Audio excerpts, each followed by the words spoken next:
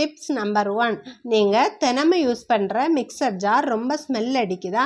அதுக்கு ஒரு super tips சொல்கிறேன் கேளுங்க. மிக்சர் ஜார் ஸ்மெல் போக ஜாரில் 2லேருந்து 3 எலுமிச்சந்துண்டுகளை போடுங்க. கொஞ்சம் தண்ணி விட்டு 20லேருந்து 30 செகண்டு கிரைண்ட் பண்ணி எடுங்க.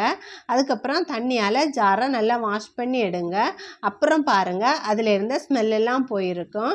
இந்த டிப்ஸை நீங்கள் ஒரு தடவை ட்ரை பண்ணி பாருங்கள். டிப்ஸ் நம்பர் 2, ஸ்டீல் பாத்திரம் பளிச்சுன்னு இருக்கணுமா? ஒரு பவுலில் 1 மூடி வினிகர் 1 மூடி தண்ணீர் மிக்ஸ் பண்ணுங்க. கிளாத் அல்லது ஸ்பாஞ்சை அதில் டிப் பண்ணி பாத்திரத்தை எல்லா இடமும் நல்லா துடைங்க. 2 நிமிஷம் கழித்து க்ளீன் வாட்டரில் வாஷ் பண்ணுங்க. அப்புறம் ஒரு துண்டால் நல்லா அந்த தண்ணியெல்லாம் துடைச்சிடுங்க. அதுக்கப்புறம் பாருங்கள், புதிய பாத்திரம் போல் ஜொலிக்கும். ஒரு தடவை கண்டிப்பாக ட்ரை பண்ணி பாருங்கள். டிப்ஸ் நம்பர் 3, உங்கள் கிச்சன் சிங்கு தண்ணி போகலையா, அடைச்சிருக்கா? இதுக்கு ஒரு சிம்பிள் சொல்யூஷன் சொல்கிறேன். சிங்கில் 2லேருந்து 3 ஸ்பூன் பேக்கிங் சோடா போடுங்க. அதுக்கு மேலே 1 கப் வினிகர் ஊற்றுங்க. அதுக்கப்புறம் 5லேருந்து 10 நிமிஷம் வெயிட் பண்ணுங்க.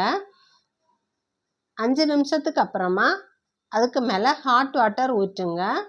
அதுக்கப்புறம் பாருங்கள், எல்லா அடைப்புமே போயிருக்குங்க. கண்டிப்பாக இந்த டிப்ஸை நீங்கள் ட்ரை பண்ணி பாருங்கள். டிப்ஸ் நம்பர் 4, கேஸ் அடுப்பில் ஆயில் கரை அதிகமாக இருக்கா? இது காமன் தான். கரை இருக்கிற இடத்துல எலுமிச்சஞ்சாறு பிழியுங்க. மேலே கொஞ்சம் உப்பு தூவுங்க. 2லேருந்து 3 நிமிஷம் வெயிட் பண்ணுங்க.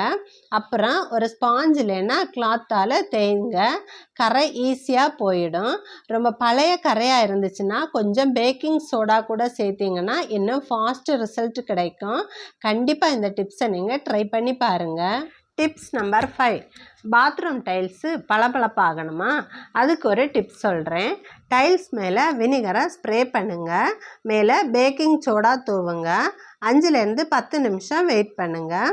அப்புறம் ப்ரஷ் இல்லைன்னா ஸ்பாஞ்சால் ஸ்க்ரப் பண்ணுங்கள். கடைசியாக தண்ணி ஊற்றி நல்லா வாஷ் பண்ணுங்கள். அதுக்கப்புறம் பாருங்கள், டைல்ஸு பளபளப்பாக மின்னும். கண்டிப்பாக ஒரு தடவை இந்த டிப்ஸை நீங்கள் ட்ரை பண்ணி பாருங்கள். இந்த 5 டிப்ஸில் உங்களுக்கு எந்த டிப்ஸு ரொம்ப யூஸ்ஃபுல்லாக இருந்துச்சுன்னு கமெண்ட் பண்ணுங்கள். இந்த மாதிரியான யூஸ்ஃபுல் டிப்ஸுக்கு ஷேர் அண்ட் விலாக் சேனலை சப்ஸ்கிரைப் பண்ணுங்கள்.